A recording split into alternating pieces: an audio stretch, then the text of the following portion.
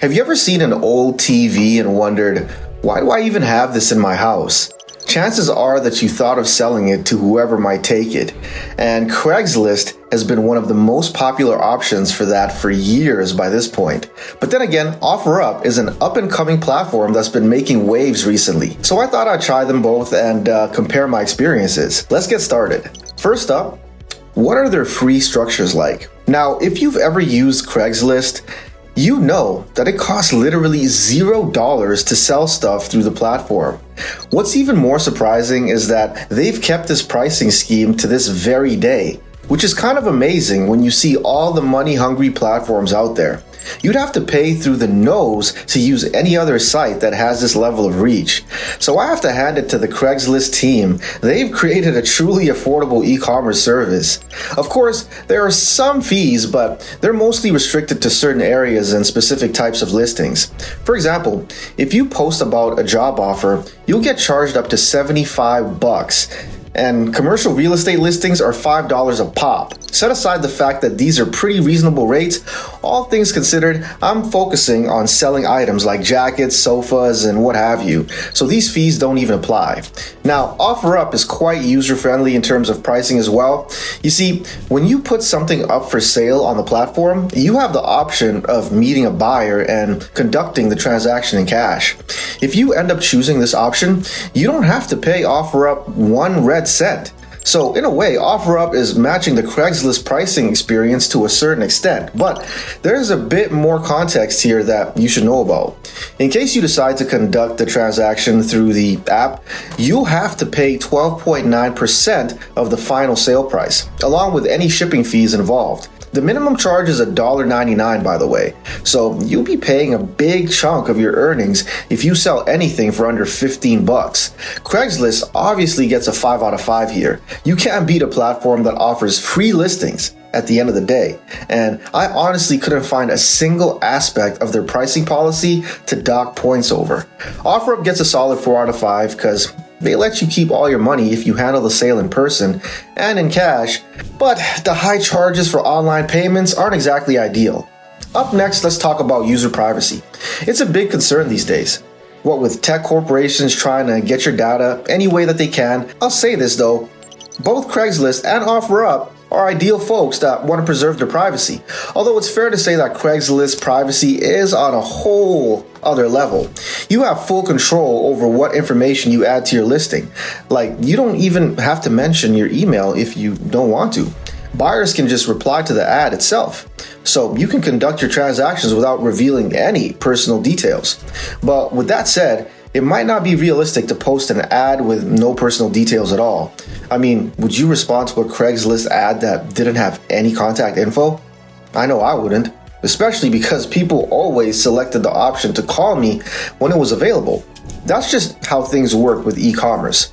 The more of yourself that you reveal, the more trustworthy you seem. But I still think that Craigslist deserves points for the level of privacy it offers. However, if you're thinking of adding your phone number to the listing, proceed with caution. Craigslist has a real problem with bots, and if they end up scraping your phone number, your phone will get absolutely blown up by telemarketers and robocalls. There are ways to avoid this though. Just add your phone number in words instead of digits, and you'll be good to go, because the bots are specifically searching for digits.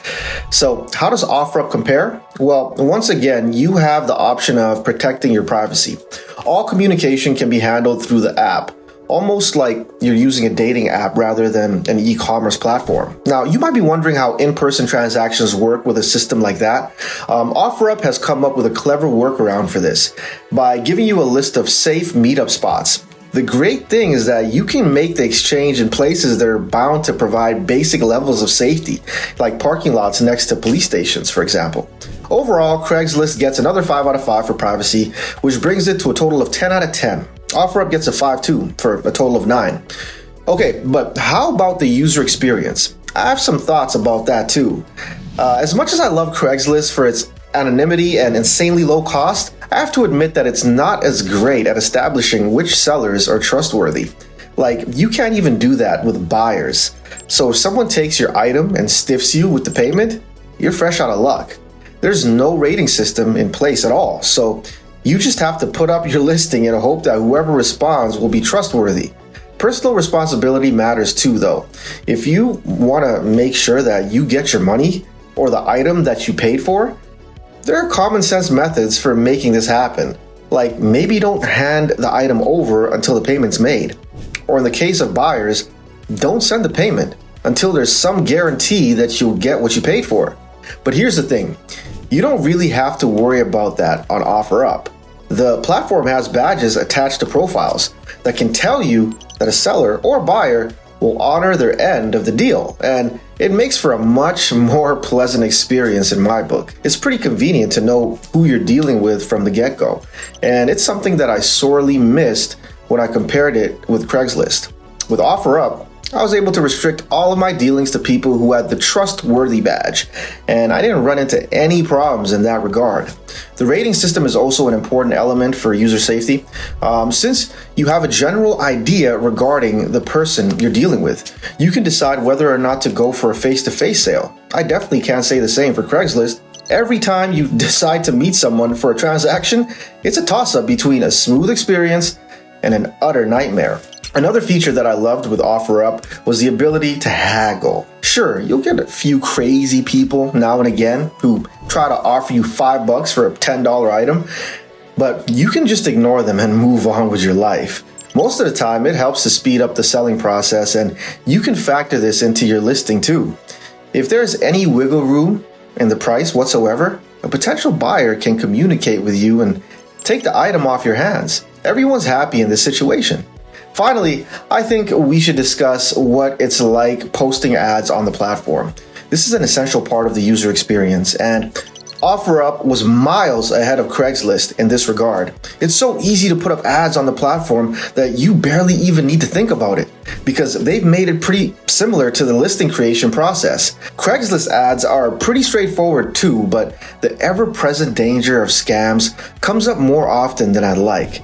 After trying it out, I can safely say that putting ads up on Craigslist probably isn't worth it at all, at least if you're interested in genuine customers.